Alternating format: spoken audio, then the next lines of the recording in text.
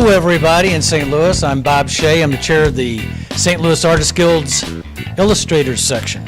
And tonight we have superhero Tom Huck here tonight, who was our guest presenter for our first meeting in January. The crowd came out in droves. At least I think they were droves, right? It seemed like a drove. Yeah, it was a drove. And somebody told me that I looked like that I was on Downers tonight when you got talking, because usually I'm jumping in and doing things to help the speaker tonight, but I didn't have to do a damn thing to help this speaker tonight. He had lots of stories. First of all, Tom, tell us who you are and what the heck it is that you do. Thanks, Shay. My name's Huck, Tom Huck, and I'm a printmaker. Printmaker? I'm a professional printmaker. A printmaker? What does a printmaker do exactly? We carve stuff out of blocks, plates, and we print stuff. You're primarily known as a woodcut artist, are you not? Woodcuts, yes. And how big are some of these woodcuts that you do? Very big, like 4 foot by 8 foot. That's how I got to know who you were several years ago. When I saw one of your pieces, I said, is this a print? Is this a poster? Wait a minute. Where was That's a woodcut. It was right here. It was here? It was here. That's cool. I didn't know that. Interesting. And that's how I found out about you. And then when I started asking questions, I started getting weird phone calls in the middle of the night. Pretty much. Yeah. And you Googled it. I did Google it. And you'll see even more weird shit. I know, I did Google it. So, weird stuff. Tom, would it be safe to say that when you do some of your narratives on these woodcuts, that we're not talking about things like puppies and kittens and so forth? No. No puppies, no kittens, no unicorns. No unicorns either? Yes. Have you ever done a rainbow? No, but I did do a unicorn. I lied. He's called Old Swinehorn, but his, genitals are hanging out. It was one of my Christmas special prints. Tom, if we had to say one thing to describe what it is that you do, what the perception is of your artwork, what would that be? Phantasmagoric. Can you? I also heard that you have sets of prints in permanent collections all over the United States. Yes. Such as, where would I go to see? Embarrassing, but The Whitney, Chicago Art Institute, the Fogg Museum. Fogg Museum, that's Harvard, yes? Yeah, New York Public Library, Nelson Atkins Museum, St. Louis Art Museum, Dang. Milwaukee Art Museum, LA County Museum. It goes on and on. Now, do you ever get like fan mail from people who see your work and try to look you up and send you notes and say? Yeah, I got a card from a dominatrix one time who told me that one of my prints hangs in her dungeon. That is awesome. It's the best piece of fan mail I ever got. That is awesome. Was that in St. Louis? Yes. Yes. So, what are you working on right now, presently? I'm working on my next big triptych.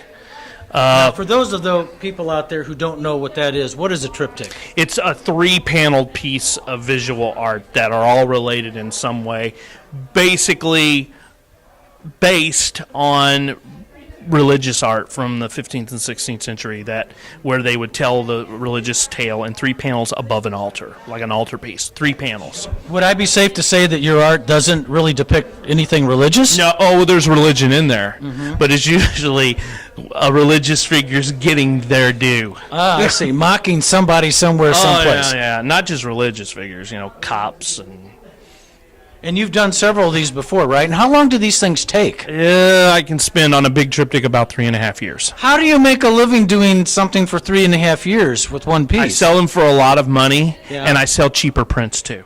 Okay.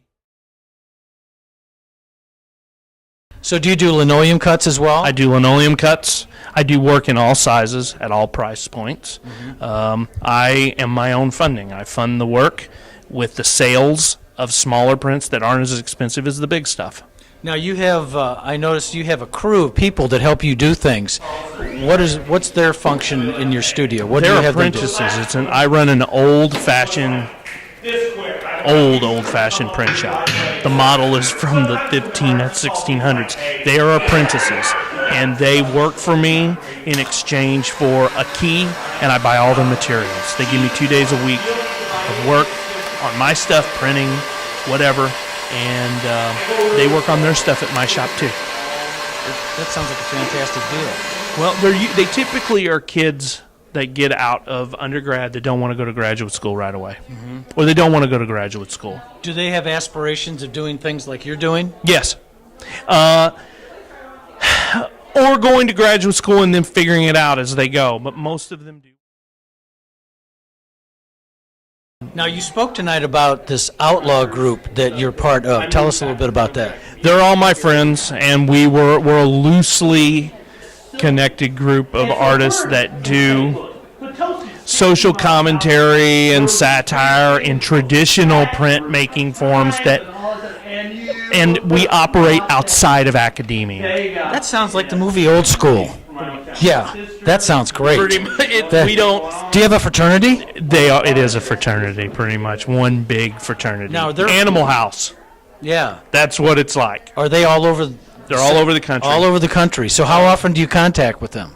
We do events, maybe 3 or 4 a year, big print sales together, print fairs, and 3, 4, 5 times a year we all get together and do things, and we are in shows together regularly. Was the Mad Art Gallery thing a couple years back? Was that part of the Outlaw group? I can't remember. I think if it was Cannonball Press, yes. Yes, it was Cannonball They're Press. outlaw printmakers, Okay. and we were all involved in that. I can't remember. That was cool. We did a show at the Contemporary at CAM here in St. Louis 6 years ago.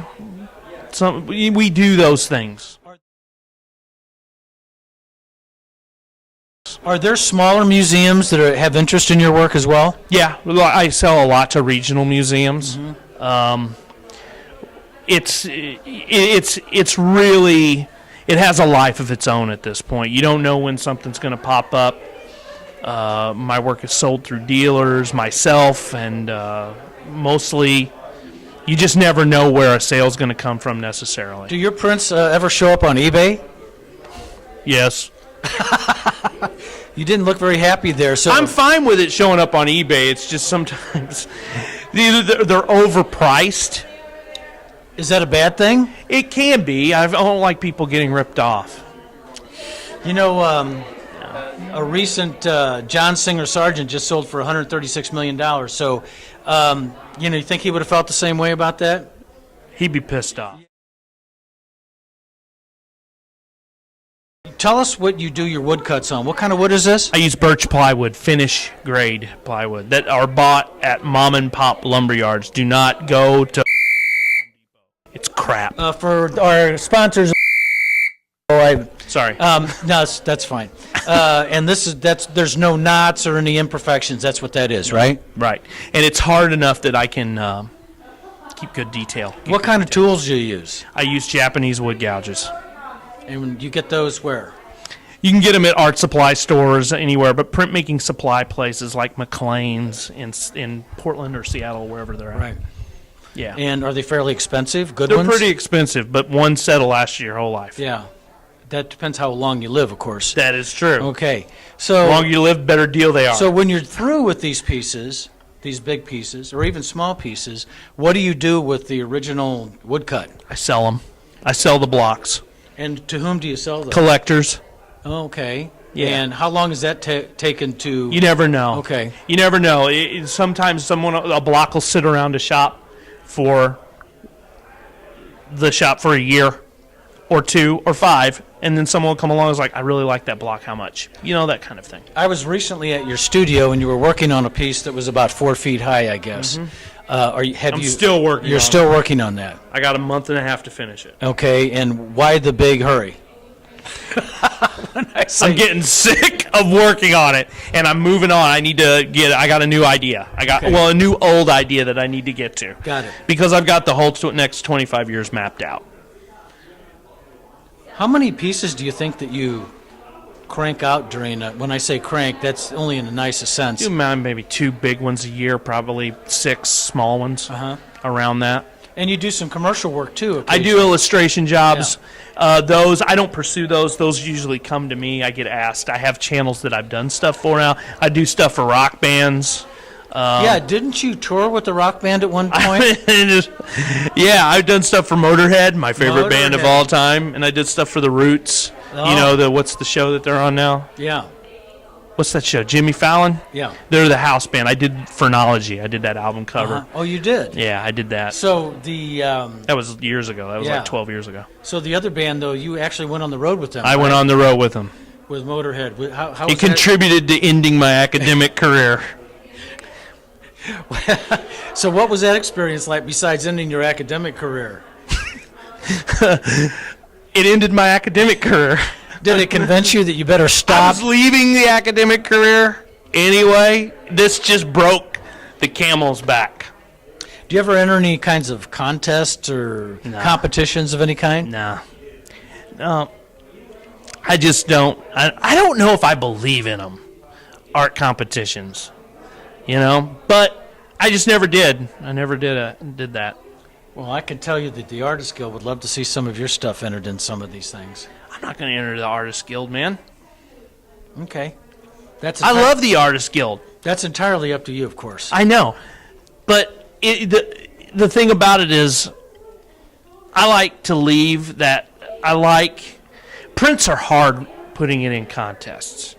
I don't like calling them contests, like juried exhibitions. Right.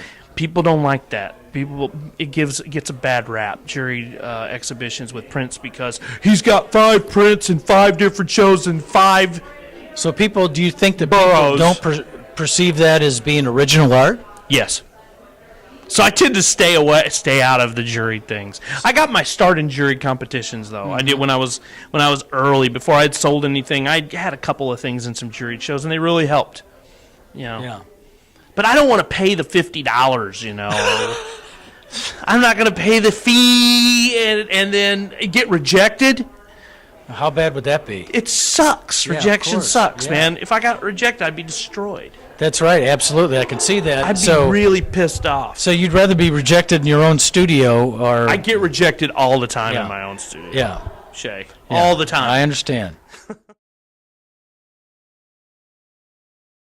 You got to have one more question. Well, You got to have one more. have you ever been taller than you are now? No. Okay. Well, actually, that's not true. Due to my dependency on nasal decongestants, I've shrunken. You know, I tell people who ask me, I've seen pictures of him. What's he really like? He kind of scares me. I said, he's a teddy bear. Thanks. He is just a teddy bear. I am a teddy bear. I said, if you were blind and you didn't know any different and you talk with him, It'd be a teddy bear. he would sound I'd pretty feel normal. That's That's feel just like a teddy bear. Exactly. wouldn't I? Yeah. That's exactly right. Listen, I want to thank you for the evening tonight. You guys, everybody has already walked up to me and said, this is fantastic. This is the best It was ever. fun. It was a good crowd. This is the best ever. They actually listened, as opposed to when I was teaching. Oh, well, what are you going to do They were there? all hot. Yeah, of course they were. And by the way, we're stepping out back in just a couple minutes here. I'm allergic. Okay, oh, you are?